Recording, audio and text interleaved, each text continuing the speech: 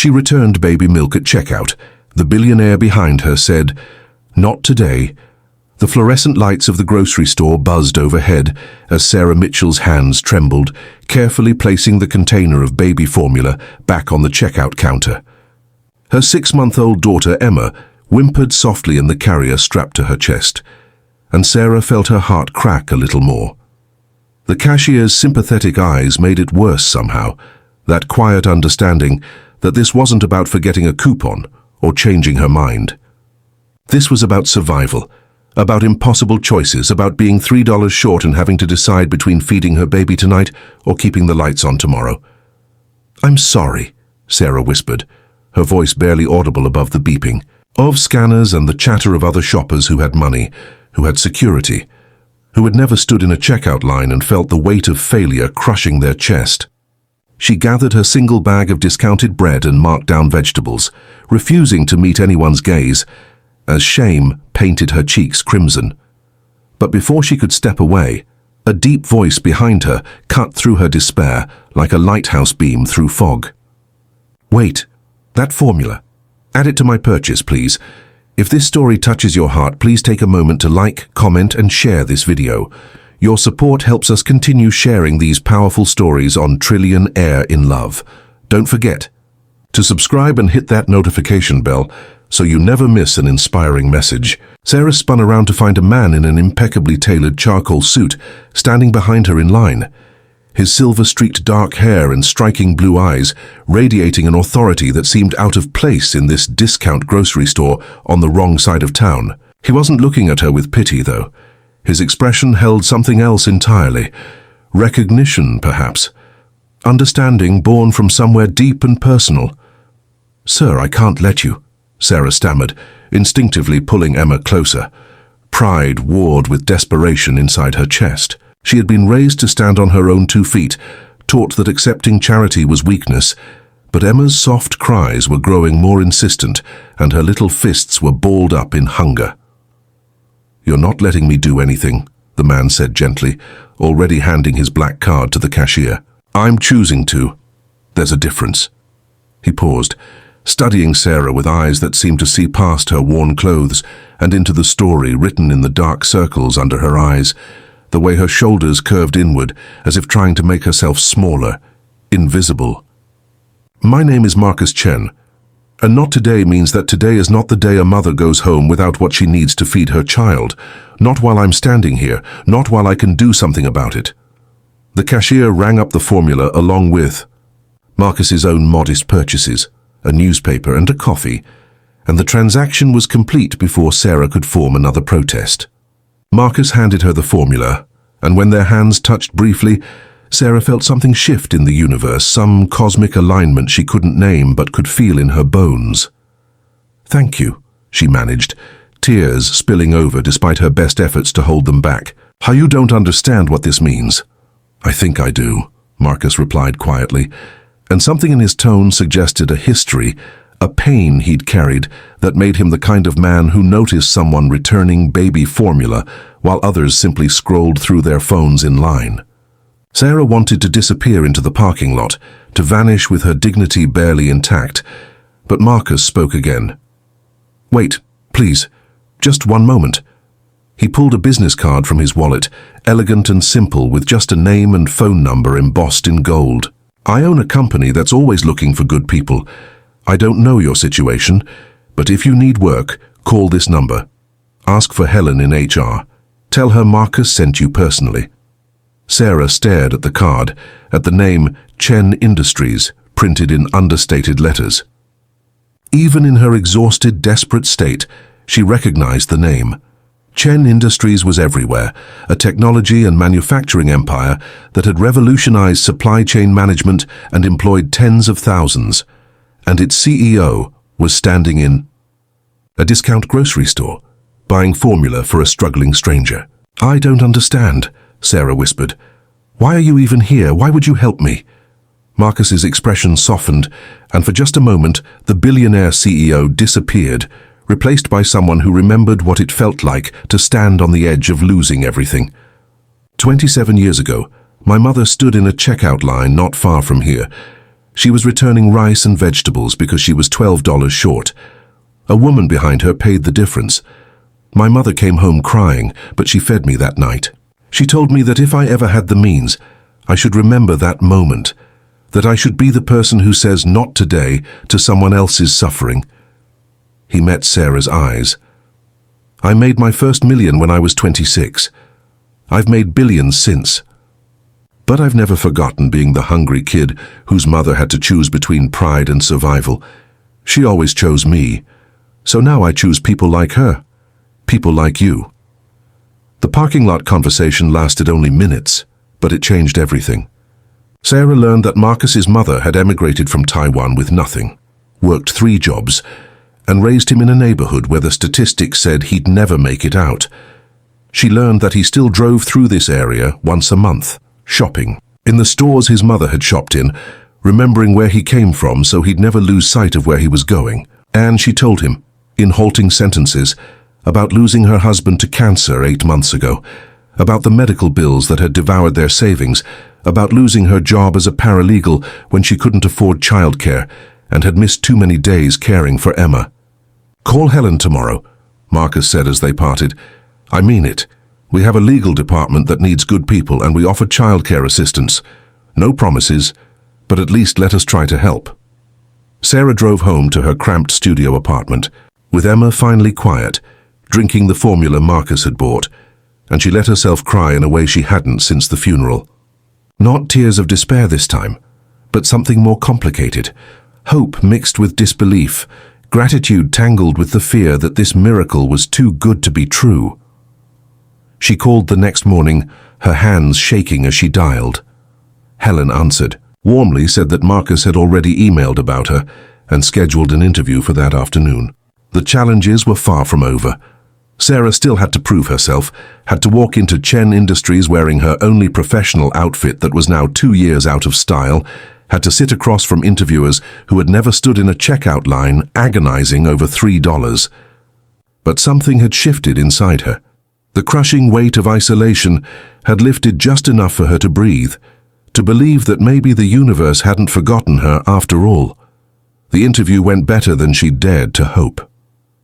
The legal department head was a woman named Patricia, who had kind eyes and asked about Emma before she asked about Sarah's resume. They talked about contract law and intellectual property, but they also talked about the company's on-site childcare, about flexible hours for parents, about the philosophy Marcus had built into the company's foundation that people did their best work when they weren't drowning in survival mode. Sarah got the job. She started 2 weeks later, and every day felt like walking through a door into a different life. Emma thrived in the childcare center, surrounded by qualified professionals and other babies. Sarah's salary was more than she'd made as a paralegal, and the benefits were staggering. Health insurance that actually covered things, a retirement plan, grocery money that didn't require calculations and compromises, the ability to turn on the lights without anxiety. But the real transformation went deeper than financial stability. Marcus had a practice of having lunch once a month with a different employee, random selections from every level of the company. 3 months into Sarah's employment, she got the email invitation. They met in the executive dining room, a space that was elegant but not ostentatious, and Marcus asked about Emma, about how Sarah was adjusting, about whether the company was living up to the promises they'd made during her interview. "You changed my life," Sarah said simply, setting down her fork and meeting his eyes. "I need you to know that. I wasn't just struggling that day at the grocery store. I was drowning. I had started to believe that this was all there was, that I'd failed Emma before she even had a chance at life. And then you appeared and said not today, and everything shifted." Marcus shook his head slowly. "I didn't change anything. I just gave you a chance to show what you were already capable of. Patricia tells me you're one of the sharpest legal minds she's worked with. You did that, you earned that. But I couldn't have earned anything if I'd been evicted," Sarah countered. "If I'd been so consumed with survival that I couldn't think straight. You gave me the platform to show what I could do. That's everything." They talked for over an hour, the CEO and the woman he'd met in a checkout line, and Sarah learned more about the philosophy that drove Chen Industries. Marcus had built a company culture around the radical idea that taking care of people wasn't charity, it was smart business. Employees who weren't terrified of medical bankruptcy or homelessness were creative, productive, loyal. They innovated instead of just surviving. He'd fought board members and shareholders who wanted to cut benefits and maximize short-term profits, arguing that long-term success required investing in human beings as more than just resources to be extracted and discarded. Most of those board members have never been $3 short in a checkout line. Marcus said with a slight smile, "They've never had to choose between formula and electricity, so they don't understand that those choices consume everything. They leave no room for excellence, for growth, for hope. I built this company to prove that you can be profitable and humane. That success doesn't require leaving wounded people in your wake." Sarah left that lunch feeling something she hadn't experienced in years. Not just gratitude, but purpose. She began volunteering with the company's community outreach program, working with local organizations that helped struggling families. She shared her story, not with shame now, but as testimony to the power of human kindness intersecting with human potential. She met other employees who had similar stories, people Marcus had encountered and offered chances to, creating a company culture where second chances and third chances weren't weaknesses but foundations. 2 years after that encounter in the grocery store, Sarah stood on a stage at Chen Industries' annual company meeting. Emma, now a talkative 2-year-old, sat in the front row with the childcare staff, and Sarah told thousands of employees about returning baby formula, about a billionaire who said not today to suffering when he could have easily walked past, about the difference between charity and human dignity. Marcus didn't just buy formula that day, Sarah said, her voice steady and strong in a way it hadn't been in that checkout line. He bought me time. Time to breathe, to think, to remember that I was more than my worst moment. He gave me a chance to prove that temporary circumstances don't define permanent worth. And now I get to stand here, not as a charity case, but as senior legal counsel for one of the most innovative companies in the world. As a mother who can afford to feed her daughter. As a person who learned that sometimes the most powerful thing we can do is see each other's humanity and choose to act. The standing ovation lasted for minutes. But what stayed with Sarah was seeing Marcus in the audience, tears streaming down his face, mouthing the words "thank you" to her, as if she'd given him something when it had been the other way around. Or perhaps it had been both. Perhaps that was the secret, that giving and receiving weren't opposite transactions, but different notes in the same song of human connection. After the presentation, Marcus approached Sarah with something in his hand. Another business card, but this one was different. Director of Community Investment, it read, with Sarah's name embossed in gold. "I've created a new position," he said. "A role focused on identifying and eliminating barriers that keep good people from reaching their potential. Building programs, partnerships, systemic changes. And I can't think of anyone better to lead it than someone who's lived both sides of that barrier. If you're interested." Sarah held the card, feeling its weight, understanding that it represented more than a promotion. It was an invitation to take her pain and transform it into purpose, to ensure that other mothers wouldn't have to return baby formula, that other families wouldn't have to choose between impossible options.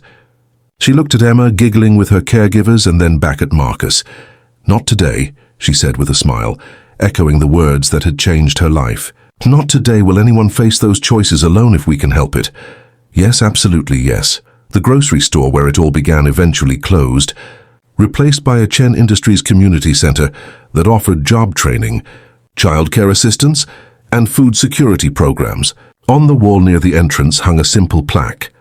"Not today," in memory of Mei Chen, who taught her son that kindness isn't weakness, and in honor of all those who choose to see and act.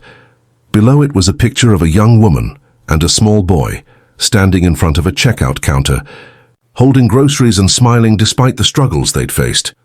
Sarah visited that center often with Emma, watching new families receive the chances she'd been given, seeing the moment when despair shifted to hope in someone's eyes. And she understood what Marcus had known all along, what his mother had taught him in that checkout line decades before, that we are all just a few bad breaks away from needing help and a few good chances away from changing the world. That "not today" isn't just about refusing to accept suffering in a single moment. It's about building a future where fewer people have to suffer at all. Emma grew up hearing the story of the grocery store, not as a tale of charity, but as a lesson about human dignity, about seeing each other fully, about the extraordinary power of ordinary kindness, meeting genuine need.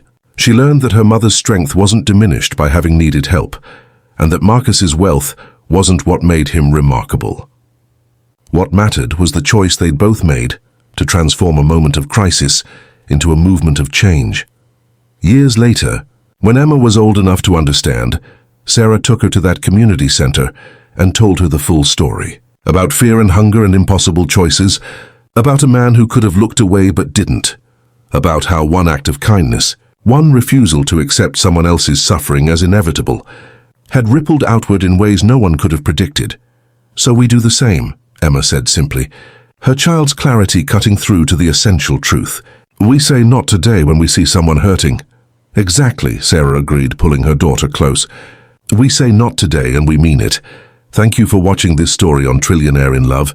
If this touched your heart, please show your support by liking this video, sharing it with someone who needs inspiration, and leaving a comment below about a time someone said, "Not today," to your struggles, or when you were able to do the same for another person.